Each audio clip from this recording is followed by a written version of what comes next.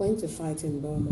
I'm sure you've heard the story from grandfathers and some other old people in the villages about the people who went to fight the war in Burma.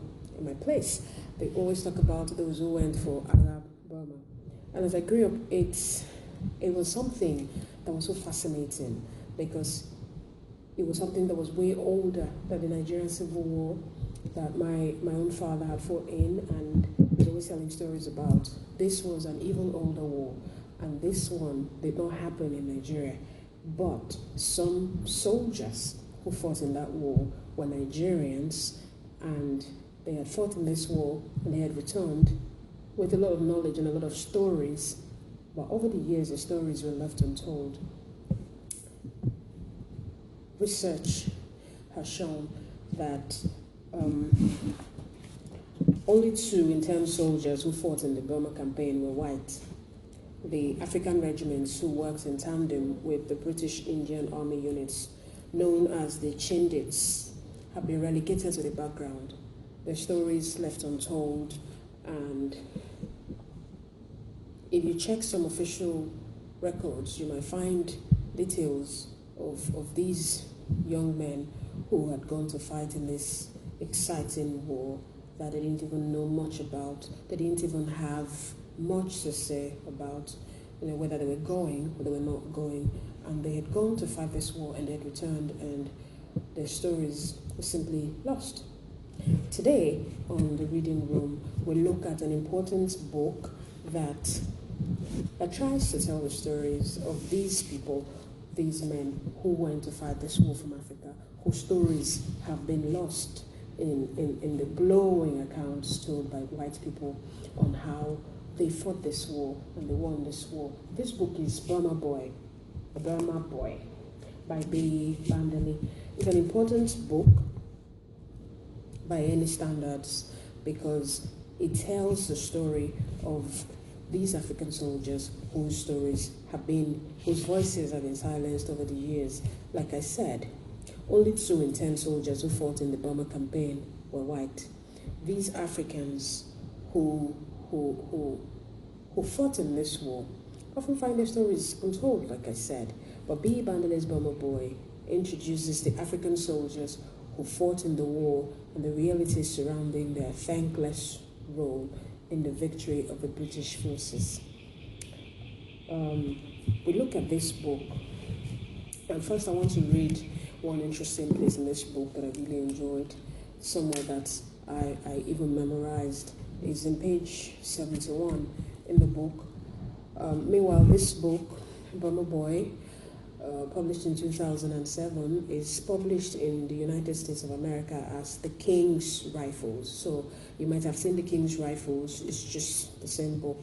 So in page 71, I'm going to read something by someone called Samanja Damisa, who was one of the soldiers. He was leading the African soldiers, and he said something very interesting, something that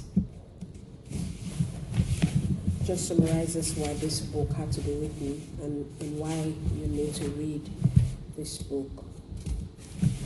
Samanja was having a kind of meeting with his soldiers before they went on a mission, and he of course I have to read this place. Back home, most of us didn't even know each other. This is from the soldiers. Some of us met for the first time on the ship sailing here or right here in India. Some of us are Christians, some Muslim, and some worship their ancestors. Some of us speak Hausa, some Igbo, some Yoruba, and some Tiv, and some speak other languages. I don't care what God you worship or what language you speak. I don't care whether you're short or tall, or thin or bulky. I don't care whether you can read or write, whether you drink or whether you prefer water.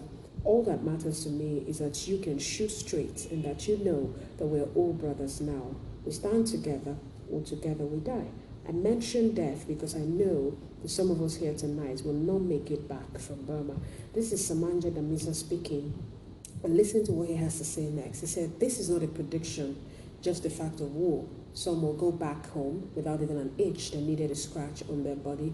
I'd like to think that if I were to die in Burma, someone who was here in this hut tonight will one day listen 50 years from now, gather his grandchildren together under a full moon and say to them, I knew a man once. We fought together in the trenches of Burma.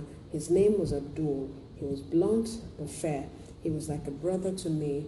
I knew a man once. He died in Burma. These words by Samanja Damisa, these words are powerful, and I think that this book is as powerful as these words because it calls to mind something that could have easily been forgotten. For the massive historical and literary attention that Second World War has received internationally, the omission of the perspective of the African soldiers is a glaring oversight of inarguable colonial proportions. These are my words in an article that I wrote about this book. And this is just to say that the reason why the stories of the African soldiers is omitted, obviously, has to do with the same issue of hegemony. These people are right here, colonizers, and these ones are here, they colonized. And so you tell the story that you can tell, because you can read and write, and you tell your story, and you just don't make a story of these other people who have gone to this war with you. But something spectacular happened during this war at Burma. And I think many people over the years have linked it to the reason why African countries began to gain independence almost after this war happened. While they were fighting in this war, they realized something very, very interesting, that they were all the same human beings. While our African soldiers were fighting alongside the white soldiers, to realize that they were bleeding the same blood, that bullets would touch the skin of the white person, the body of the white person, and kill the white person, the same way that it will kill the black person. Someone, I'm going to read very quickly, someone said that this war is actually what destroyed white prestige. White prestige because people on the African continent before the white man came saw this person who was looking different, and they looked at this person and said, this person must be wonderful, he must be a god, while this person looked on the Africans and said, these people must be animals. This is strange, the imbalance of what happens all the time. And this book shows that while they were fighting in Burma, the white people and the black people did not know the difference between each other anymore, between one another.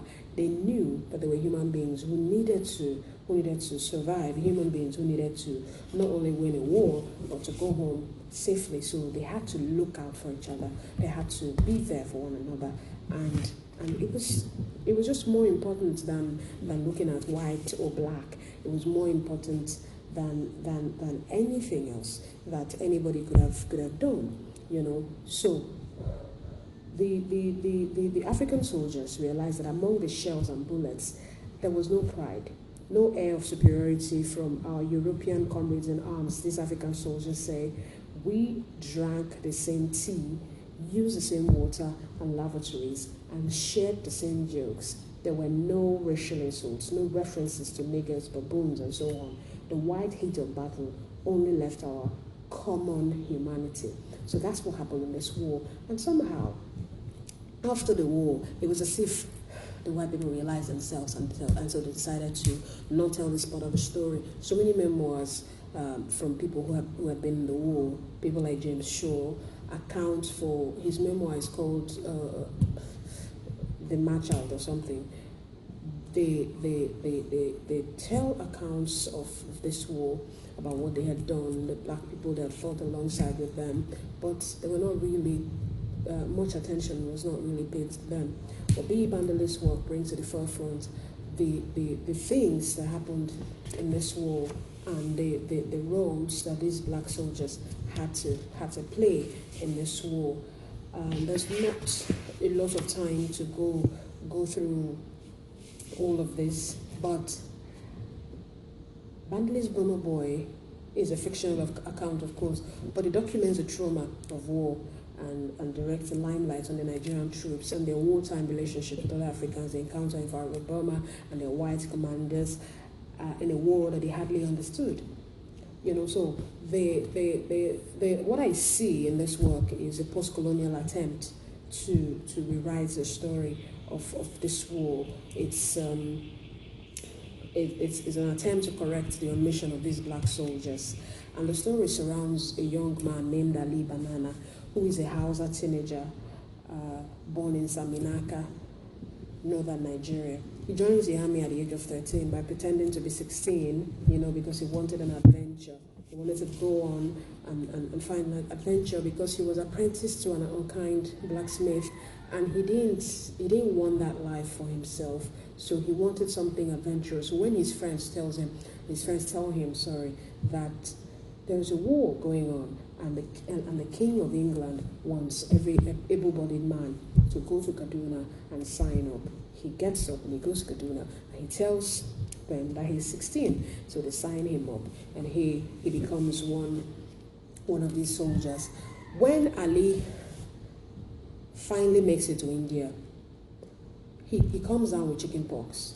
And because he comes down with chickenpox, he misses the original platoon, the 5th Battalion Nigerian Regiment, that were supposed to go to Burma. And so they go to Burma without him while he's hospitalized. And when he gets better, he tells Samanja Makali, the white commander who was meant to put him somewhere else, who had signed him up to become a muleteer, someone who looks after the animals, during the war, instead of actually fighting. And he hadn't come to Burma to look at mules. And this character is very, very funny, very interesting. I like particularly his reaction to having been assigned to watch over the mules. He said, "Mules," Ali gasped, as if he'd been stung by a driver ant. "Do you know who I am? I'm the son of Dawa, the king of well diggers, whose blessed nose could sniff out water in Sokoto while he's standing in Saminaka. I'm the son of Hawa, whose mother was Talatu, whose mother was Fatimata, queen of the moist kulikuli cake, the memory of whose kulikuli still makes old men water out the mouth till today.